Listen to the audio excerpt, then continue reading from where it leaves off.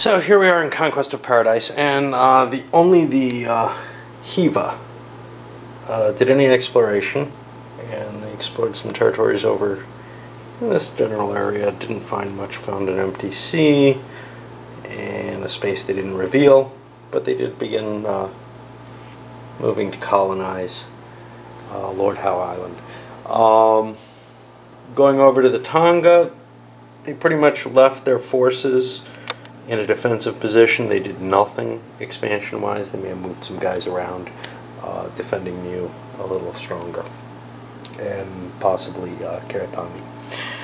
But when we got to the Samoans, they launched a large force against Raiatea, and actually they had a couple more warriors. After rolling out the battle, a couple of units fled from the defender.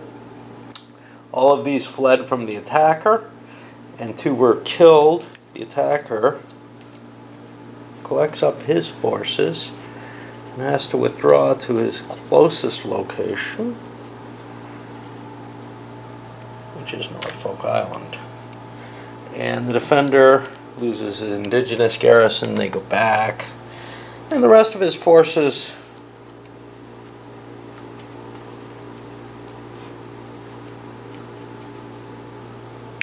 return to Raiatea. He keeps his supply wagon. And now he'll get to go, actually, and maybe be able to turn the tide of the battle, but he didn't have a lot of boats, so that's unlikely. We'll see what happens. So after whatever remained of battles, I don't think there were any, and the Raiateans did not advance. They just tried to consolidate. As I said, they were out of boats. Everybody built up villages for the most part, who could. That would not be the Hiwa, but everyone else increased their farming capacity throughout. Everything is pretty much full in the center of the board. The only exception here is Rarotonga, or Rarotonga. I think every other space is absolutely full that's been revealed. Obviously things like Fiji are not, but nobody seems to want to attack them. We're at victory points. The Samoans are in the lead with 18. However, both the Tonga and the Hiwa are at 17. The Hiwa have continued buying cards. They're up to 3 of them. It's a good chance that's at least 3 victory points. So they're pretty close to winning. And people might want to be considering, you know, they might just make a dash for South America and the 2 victory points there and try to go for a win that way. And then finally, obviously the Raiateans are far behind, having been the brunt of the attack and not really gaining anything since then. This game's turning out a lot more stately and a lot less. The first time I played it, and I didn't video this, it was a mess of everyone stabbing everyone else. So far this one, everybody stayed out of battle until this one gang up on the Raiateans, and then even then Tonga pulled out of the battle and started feathering their own nest, as it were. So we'll see what kind of strategies are working here.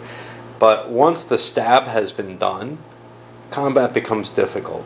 As we saw with the Samoans, they had a hard time continuing that attack. Now, if they succeeded, and there was a good chance of that actually, if they succeeded with that attack, because of the lack of boats the Raiateans had, their army might have been more or less destroyed. Of course, they'd be back here. They're not in great shape anyhow, deep in last place here. So, you know, I don't know how big a bonus that is for them. But let's say that Raiatea had fallen and there had been enough, enough soldiers to capture it. that would be 1, 2, 3, 4 victory points. That would be a win right now. Now, obviously, after that, there was no one left to act. So yeah, there was a chance the game could have been over on that turn. I think it's getting close to the end though. The points are high enough. Okay, the Hiwa player is about to set out exploring for South America. Got 2 hexes and then the South America hex to reach, and we're going to see if he can make it. Using this chart, it's unlikely he will, but it seems like a good option. He's a 5 or a 6 into this first hex. He didn't get it, he got a 1, which is a lost result. So he goes back, and everyone else comes on the board. They all expended theirs for producing. And that's the end of all the exploration for that turn. The Tongans launched an attack over here on Hawaii, and they were actually successful. They had 3 soldiers, 3 boats. They lost a soldier in battle. All these units ran from battle, but they've got 1 guy who survived. The defenders had a couple of soldiers, and they also had the intrinsic strength points. One of their soldiers is going to die because he doesn't have a boat to flee on. The other one is able to get out of there. He has to go here. And now I can only turn 1 guy in. This boat goes to. So 2 villages are just gone. The 1 leader lives, and the rest of the force moves here. And the tile is turned in their direction. Now, one of the cute things about battle in this is you cannot voluntarily retreat. So, once they were committed to the attack, even though things were going against them, the Tongans were forced to continue fighting. Anyway, they've just gained a couple of victory points there. Not as much as they could have had they had more of their soldiers survive. And after another massive yet close battle, Raiatea falls to the Samoans. They only had 1 soldier left again, so they only got 1 village out of it. The improved agriculture remains, however, so that it's easier to build villages, and we have a huge stack of units, a lot of them boats, over here under the, well, the former Raiateans. Now they're Puporu, as they've moved their home island. That's signified by this little flag, and really that the capital only shows what facing of tiles you own, if that becomes an important aspect of the game.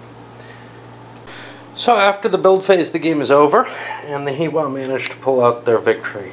Those are the points at the end, and way down here on the Raiatea. How did this happen? Well, Hiwa's own points: 1, 2, 2.5, 3, 4.5, 5, 6, 7, 8, 9, 10, 11, 12, 13, 14, 15, 16 and a half, 17, 18 and a half, 19 and a half points for their territories, 4 victory point cards, which brings them up to 23 and a half, and every one of these is worth a point. Some of them had some military advantages. They never got used. They were able to get away for free, so they barely break the victory. Very close are the Samoans, who ended up at 20 points on the board presence and you know, if they had survived a little better with their leaders. By the way, the Rhaetrians went back to try to conquer their homeland and failed on their turn. If they had survived better with their leaders and gotten an extra village or so, they would have been perhaps winning instead. Well, no, because the points were too close. And they had a victory point card as well. You're only allowed to buy one of these a turn, and towards the end of the game they become very valuable.